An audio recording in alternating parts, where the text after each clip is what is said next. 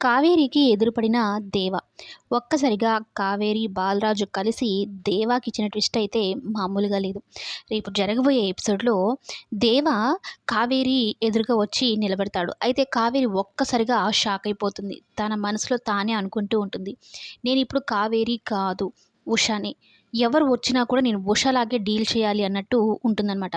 అయితే కారు దిగి ఏంటి కావేరి రూపం, వేషధారణ అన్నీ మార్చుకున్నావే!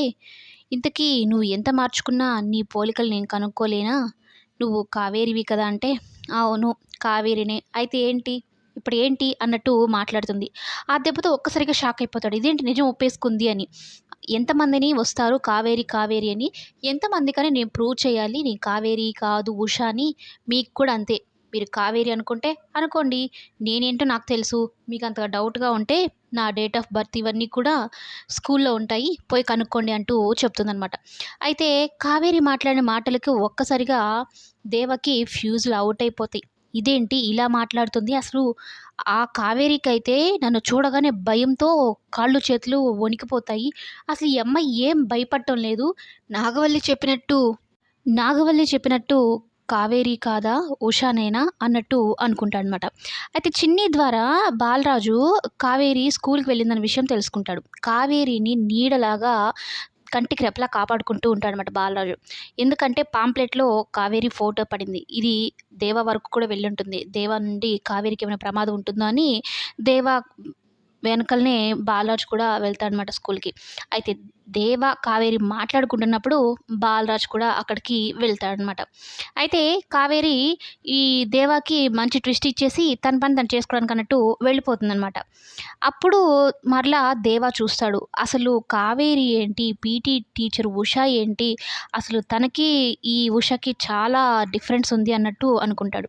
ఇంటికి పోయి అదే ఆలోచిస్తూ ఉంటాడు. అయితే లాస్ట్‌లో దేవ తనను చూస్తూ వెళ్తున్నప్పుడు కావేరి కూడా ఒక లుక్ ఇస్తుందనమాట. ఏ మాత్రం భయము, బెరుకు లేకుండా దేవాని డైరెక్ట్‌గా కళ్ళల్లో కళ్ళు పెట్టి మాట్లాడుతుందనమాట. ఇంత ధైర్యంగా కావేరి మాట్లాడలేదు. ఈమె ఉషనా? కావేరినా? అన్నట్టు ఆలోచిస్తూ ఉంటే ఇంతలో నాగవల్లి వస్తుంది. "ఏం బావ కనుక్కున్నావా? ఉషనే అని కన్ఫర్మ్ అయిందా? కావేరి అని కన్ఫర్మ్ అయిందా?" అన్నట్టు అడుగుతుంది. అర్థం కాని పరిస్థితిలో నేనున్నాను.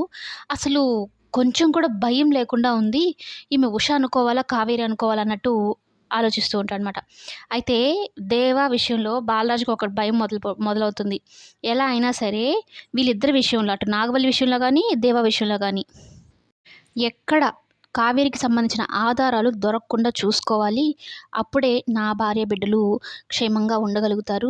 ఇప్పుడు తన సామ్రాజ్యాన్ని కూలగొట్టాను. ఏకంగా తనను మార్చడమా, లేకుంటే తన ప్రాణం తీయడమా, నా భార్య బిడ్డలను కాపాడుకోవడం జరుగుతుంది అన్నట్టు మాట్లాడతాడనమాట. బాలరాజు దేవాతో చేతులు కలిపినప్పటికంటే ఇప్పుడు తను తప్పు తెలుసుకొని భార్య బిడ్డలను తన దగ్గరకు తీసుకోవాలి. భార్య బిడ్డలతో కలిసి ఉండాలి అన్న ఆలోచన చాలా బావుంది. ఈ ఆలోచన కానీ, ఈ మార్పు కానీ బాలరాజులో కావేరి గమనించి కావేరి కానీ, చిన్ని కానీ, బాలరాజు ఈళ్ళు ముగ్గురు కలిసి వస్తున్న ఎపిసోడ్‌లయితే జరగబోయే ఎపిసోడ్స్‌లో అయితే మనం చూడొచ్చు. మొత్తం మీద కావేరి మధ్య, బాలరాజు మధ్య సీన్స్ అయితే అదిరిపోతున్నాయి.